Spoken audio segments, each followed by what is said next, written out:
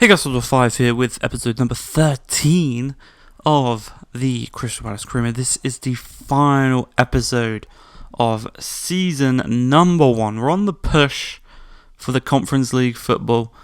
You know, if we can get it, it's been a very, very successful one. The board only wanted us to get mid-table. Right now, that's where we're sitting. So, I mean, if things ended right now, I think the board would be pretty happy with us. We are coming into this one. We're taking on Manchester United at Old Trafford in this one to kick it off. And obviously last time we played them, Martial got an early red card. We kind of went 2-0 up. We dominated for a while. They brought it back, and thankfully we scored a late goal to kind of save ourselves the embarrassment of bottling a 2-goal lead to 10 men at home. But you know, we did pick up all 3 points. We did win that one, and that's the type of games, you know, we should be winning. We've had a pretty alright record against the top 6, I'll say, as we do go 1-0 up in this one through none other than Eze. He has been our player of the season this season. I don't think I'll do an awards video. I might do one. I'm not too sure. I don't really know. We haven't really scored that many nice goals. The young player of the season is probably going to be the same as the player of the season. I could just do him right now if you want, as we do save a goal against Ronaldo. I'll do him quickly. So player of the season we'll give to Eze. Top goal scorer, top assister at the end of the season now after 38 games. I think it was pretty obvious he was going to be that one. Young player of the season, if I couldn't give it to Eze, I'd give it to Elise. So we'll do that instead. We'll just make it so if you want player of the season, you can't win young player of the season. So that one goes to Elise. Goal of the season, I think I would probably give to Eze against Spurs. There's a shout for Fletcher against Leeds, but I think Eze against Spurs, just because it was against Hugo Lloris in a very, very big game. I think it was at Tottenham Hotspur Stadium as well. So I'll give that goal of the season. Signing of the season, I think, it's between Wan-Bissaka or Loftus-Cheek. I'm going to give that Loftus-Cheek. And yeah, I think that's basically all the awards, really. Academy player, we'll give it Fletcher. But yeah, 2-0 up here against Manchester United. Bit of deja vu from when we played them at Selhurst Park, as we do, you know, we dominate Manchester United. Ten Hag's got nothing on us. But Ronaldo's going to play it to his fellow countryman.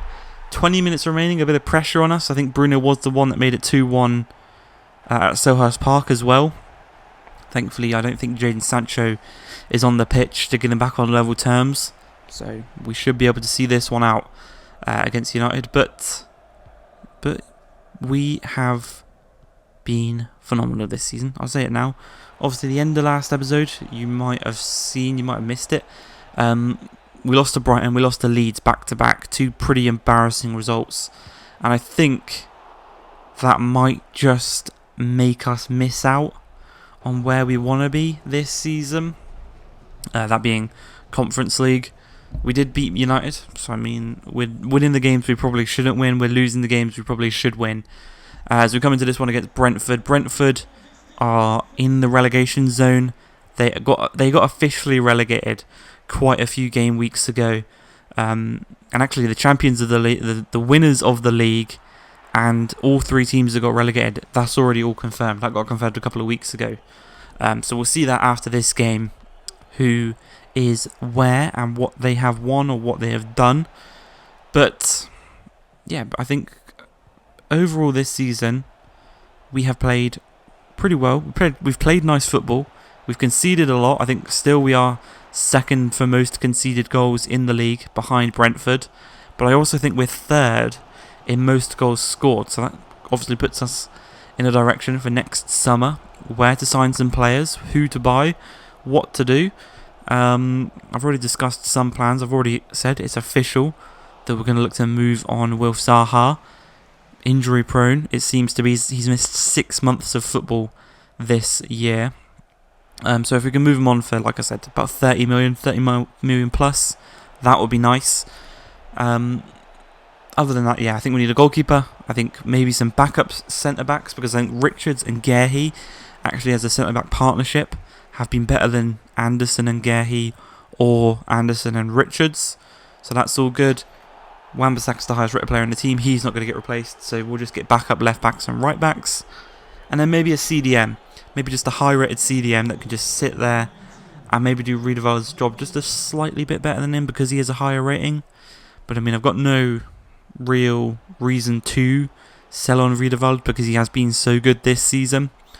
And then, yeah, basically, all we need apart from that is if we do sell Will Zaha, we need a replacement for him. Pretty easy, really. And I think if we can kind of, obviously the higher up the table we finish, the more money we get to spend next season. So that is one kind of big factor for us. So, yeah, I would like to obviously finish as high as possible, try and get as much money as possible. And, you know, we're talking about Riedewald, we're talking about maybe replacing him. He goes and scores his first goal of the season on the penultimate game of the season. He makes it 2-1. Our Dutch CDM, he had so much potential back in the day. He's still only 25, which is insane to me. But yeah, he's making a nice career for himself in the Premier League at a mid-table club right now. But I think he can be one of those players that sticks around at the club and kind of becomes maybe a bit more of a rotation. But he'll be winning trophies sooner or later. I can tell you that. We will be winning trophies sooner rather than later. But Brentford do make it 2-2. And you can definitely see that we're the two worst defensive teams in the league. Very open, both of us. And yes, it's finding it easy to score. As you know, Eze goes and gets his, well, not his third, but the team's third. Just walks through him, you know. I can see why they got relegated, because their attack clearly can outscore the goals that they concede, whereas ours can. And that's helped us out a lot this season. And we come into the final game of today's episode of this season. Eze has been on fire. He just announced him as player of the episode. But you can see there, Liverpool League champions, 85 points. A very big advantage between them and United. So going into the final day, they have secured that. You can see between ourselves, if we win, it's ourselves, Liverpool, Chelsea, Newcastle, Aston Villa, fighting for the kind of 8th to 5th. Anyone between them can flip in this final game of the season. And we're actually playing Newcastle at Selhurst Park. But quickly, you saw there Southampton, Brentford, and I missed the last team. I can't remember who the last team to get relegated were. Southampton, Brentford, and I've completely drawn a blank. I was looking right at it. I just forgot to speak about it. But we go 1-up against Newcastle. And, you know, we win here today. There is surely got to be European football coming our way this season. They've got Nick Pope in goal. So it's going to be a bit of a difficult one. But we are already 1-0 up. We're having the better chances early on. Olise and Fletcher testing Nick Pope. Or at least, you know, putting him to the test. And things are going good for us. You know, we're looking comfortable. We seem to be the better team. You obviously remember last time we played Newcastle, we were 3-0 up at half-time. We went on to draw that game 3-3. So attacking-wise, they're pretty good. Defensively, we're not the best. I think Sam Johnson should be doing better there, especially against Fabio Borini.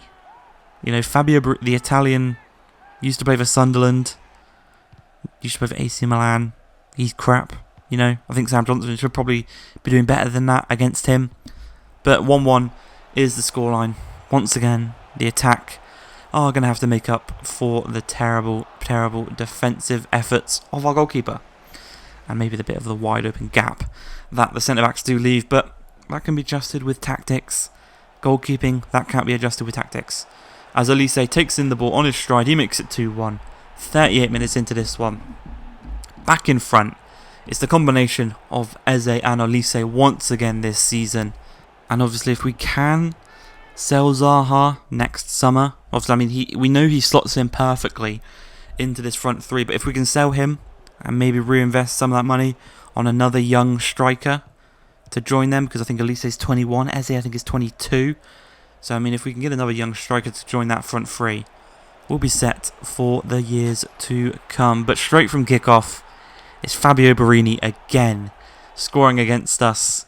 He makes it 2-2. He gets it back on level terms. And I don't know, it just seems like Newcastle, they seem to have our number at every single point. It happened in the previous game at St James's Park. It seems to be happening in this one. Thankfully, Edouard scores once again this season to put us back in front for the third time in this game. Will this one end 3-3 like the one at St James's Park? A 6-6 aggregate scoreline over the 2 games this season would be a really, really good one. And obviously, maybe something we need to improve upon next season. But Fofana, driving from deep, finds Barini. Barini finds Isak. Isak puts it past Sam Johnson. And for them, Barini has a goal contribution for every single one of the goals they scored in this one. 2 goals, 1 assist. Isak gets them back on level terms. He makes it 3-3. And yeah, basically, I think that is the game over, really, because we have bottled, maybe not the right word. Defensively, we have been fragile again, and it results in us, I think, throwing away a good opportunity at finishing in a European spot. We beat Newcastle, we jump them in the league. That doesn't happen. We actually do finish above Arsenal, so 8th place is going to be where we finish this season. We'll be able to see that final relegated team as well that I did forget. It's Southampton, Bournemouth, of course, and Brentford going down. So there's a couple of players maybe we could raid from a few of those teams. Obviously, I don't want to sign too many players from a relegated team. They were obviously relegated for a reason. But the top goal scorers, that goes to Salah and Haaland, both on 26 goals. And the top assister, that goes to Elise with 15. Eze got 14. Insane. And the top clean sheet goes to Emi Martinez with 10 clean sheets in 35 games for himself. So very well done to him. We then see some of the top goal scorers at the club. You can see Eze got 19 goals, 14 assists. Edouard got 16 goals, 13 assists in 31 games, which is insane. Will Zaha did get 15 and 7 in 21, which is also mental, but he did get injured for 6 months. So he's probably going to go. You can see here Barcelona won La Liga. Very well done to them. Real Madrid actually finishing in 5th place. Marseille won Ligue 1 with Paris Saint-Germain finishing in 4th place. Obviously Bayern Munich win Bundesliga, or the Bundesliga. Dortmund finishing 2nd, classic. And Milan go back-to-back with their Serie A league titles. Juventus, much better, finishing in 2nd place. Inter down in 6th. PSV finished 1st in the Eredivisie. Sporting finished 1st in the Liga NOS, with Porto actually finishing in 3rd. Rangers win the Scottish Prem, with Celtic finishing in 3rd. And as for that is that for this season. Ball actually say they're a bit disappointed with me because I didn't do many of the objectives, but I think we did the most important one in finishing mid-table. That's going to be it for this season. I hope you guys have enjoyed this one. If you have, please like, subscribe, and peace.